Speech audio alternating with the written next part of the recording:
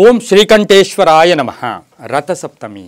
ಇಂದು ರಥಸಪ್ತಮಿಯನ್ನು ಆಚರಣೆ ಮಾಡ್ಕೊಳ್ತಕ್ಕಂಥ ಸಂದರ್ಭ ಕೂಡ ಈ 16ನೇ ತಾರೀಕು 2ನೇ ತಿಂಗಳು 2024 ಶುಕ್ರವಾರ ದಿವಸ ನಾವು ವರ್ಷದಲ್ಲಿ ಮಹಾಪರ್ವ ದಿನ. ಇದು ಬಹಳ ವಿಶೇಷವಾದ ದಿನ.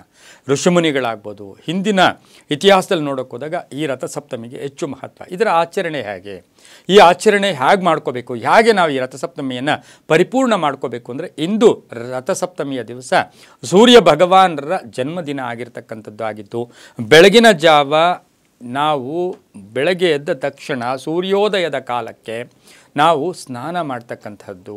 ಆ ಸ್ನಾನ ಹೇಗೆ ಅಂದರೆ, ಮನೆಯಲ್ಲಿರ್ತಕ್ಕಂಥ ನೀರಿಗೆ ಸಪ್ತ ನದಿಗಳ ಹೆಸರನ್ನು ಹೇಳ್ಕೊಂಡು ಗಂಗೆ ಚ ಯಮುನೆ ಚೈವ ಗೋದಾವರಿ ಸರಸ್ವತಿ ನರ್ಮದೆ ಸಿಂಧು ಕಾವೇರಿ ಜಲಸ್ಮಿನ್ ಸನ್ನಿಧಿಂ ಕುರುಂ ಅಂಥೇಳಿ ಆ ನೀರನ್ನು ಸ್ಪರ್ಶನ ಮಾಡಿಕೊಂಡು ಸ್ನಾನ ಮಾಡೋಕ್ಕೆ ಮುಂಚೆ ನಾವೇನು ಮಾಡಬೇಕು, 7 ಬಿಳಿಯ ಎಕ್ಕದ ಎಲೆಗಳನ್ನು ಅಥವಾ 7 ಎಕ್ಕದ ಎಲೆ, ಬಿಳಿಯ ಎಲೆ ಅಂತೇನಿಲ್ಲ, ಬಿಳಿಯ ಎಕ್ಕ ಅಂತೇನಿಲ್ಲ, 7 ಎಕ್ಕದ ಎಲೆಗಳನ್ನು ತಂದು ಆ ಎಕ್ಕದ ಎಲೆಗಳನ್ನು ತಲೆಯ ಮೇಲೆ 1, ಭುಜಗಳ ಮೇಲೆ 2, ಮೊಣಕಾಲಿನ ಮೇಲೆ 2, ಪಾದಗಳ ಮೇಲೆ 2, ತಲೆಯ ಮೇಲೆ 1, ಭುಜಗಳ ಮೇಲೆ 2, ಮೊಣಕಾಲಿನಲ್ಲಿ 2, ಮೊಣಕಾಲಿನ ಮೇಲೆ 2, ಪಾದಗಳ ಮೇಲೆ 2, ಒಟ್ಟು 7 ಎಕ್ಕದ ಎಲೆಗಳನ್ನು ಇಟ್ಕೊಂಡು ಪೂರ್ವಾಭಿಮುಖವಾಗಿ ಕುಳಿತು ಆ ಭಗವಂತನ ಸೂರ್ಯನ ಜಪ ಮಾಡಿಕೊಂಡು ಸೂರ್ಯ ನಮಸ್ಕಾರ ಮಾಡಿ ಆ ನಮಗಿರ್ತಕ್ಕಂಥ ಕರ್ಮಗಳು, ಗ್ರಹಕಾಟ ಎಲ್ಲವನ್ನು ಹೋಗಲಾಡ್ಸಪ್ಪ ಅಂಥೇಳಿ 3 ತಂಬಿಗೆಯ ನೀರನ್ನು ತಲೆಯ ಮೇಲೆ ಪ್ರೋಕ್ಷಣೆ ಮಾಡಿಕೊಂಡಾಗ ಇದು ಈ ಒಂದು ರಥಸಪ್ತಮಿಯ ಪ್ರಾರಂಭಿಕ ಒಂದು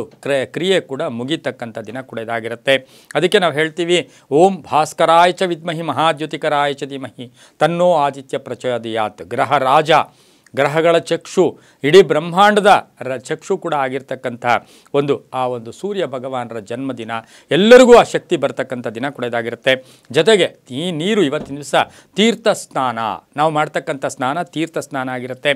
ಹಾಗೆ ಶಿವನಿಗೆ ಬಿಲ್ವ ಹಾಕ್ತೀವಿ, ವಿಷ್ಣುವಿಗೆ ತುಳಸಿ ಪ್ರಿಯ ಅಂತ ಕರಿತೀವಿ. ಆದರೆ ಇವತ್ತಿನ ದಿವಸ ಸೂರ್ಯ ಭಗವಾನರಿಗೆ ಆರ್ಕ ಅಂದರೆ ಎಕ್ಕೆಯ ಒಂದು ಹೂ ಕೂಡ, ಎಕ್ಕೆಯ ಎಲೆ ಕೂಡ ತುಂಬ ಇಂಪಾರ್ಟೆಂಟು.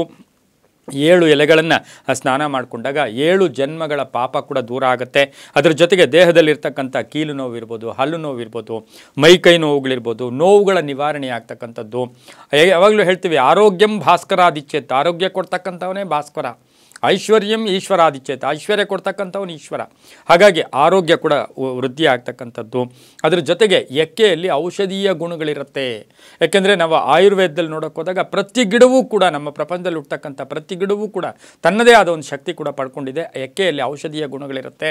ಅದರೊಂದಿಗೆ ಇಂದು ನಾವು ಹೇಳ್ಕೊಳ್ತೀವಿ, ಭಾನೋ ಭಾಸ್ಕರ ಮಾರ್ತಾಂಡ ಚಂಡ ರಶ್ಮೇ ದಿವಾಕರ ಆಯುರ ಆರೋಗ್ಯಂ ಐಶ್ವರ್ಯಂ ದೇಹಿ ಮೇ ಪರಮೇಶ್ವರ, ಅಥವಾ ಓಂ ಭಾಸ್ಕರಾಯ ನಮಃ ಅಂತ ಹೇಳ್ಕೊಂಡು ಸ್ನಾನ ಮಾಡಿ ಯಥಾವಿಧಿಯಾಗಿ ಮನೆಯಲ್ಲಿ ಪೂಜಾ ಕೈಂಕರ್ಯಗಳನ್ನು ಮಾಡ್ಕೊಳ್ತಕ್ಕಂತಹ ದಿನ ಕೂಡ ಇದಾಗಿರುತ್ತೆ. ಅದರ ಜೊತೆಗೆ ಸಂಧ್ಯಾ ಕಾಲದಲ್ಲಿ ಮಕ್ಕಳನ್ನು ಕೂರಿಸಿ ಅವರಿಗೆ ಕಬ್ಬಿರ್ಬೋದು, ಬತ್ತಾಸು ಅಂತ ಕರಿತೀವಿ, ಆ ಬತ್ತಾಸು, ಕಬ್ಬು ಆಗ್ಬೋದು, ಮಂಡಕ್ಕಿ ಆಗ್ಬೋದು, ಇವೆಲ್ಲವನ್ನು ಕೂಡ ಅವರ ಮೇಲೆ ಸುರಿದು ಅವರಿಗೆ 100 ವರ್ಷ ಆರೋಗ್ಯ ಇರಲಿ, ಐಶ್ವರ್ಯ ಕೊಡಲಿ, ಭಗವಂತನ ಚೆನ್ನಾಗಿ ಕಾಪಾಡಲಿ ಅಂತಕ್ಕಂಥ ಒಂದು ವಿಧಿವಿಧಾನ ಕೂಡ ಇರ್ತಕ್ಕಂಥದ್ದಾಗಿರೋದ್ರಿಂದ ಇವತ್ತಿನ ದಿವಸ ಕಂಪಲ್ಸರಿಯಾಗಿ 7 ಎಕ್ಕದ ಎಲೆಗಳನ್ನು ಇಟ್ಕೊಂಡು ಸ್ನಾನ ಮಾಡ್ಕೊಂಡಿದ್ದೆ ಆದರೆ ತುಂಬಾ ಒಳ್ಳೆಯದಾಗುತ್ತೆ.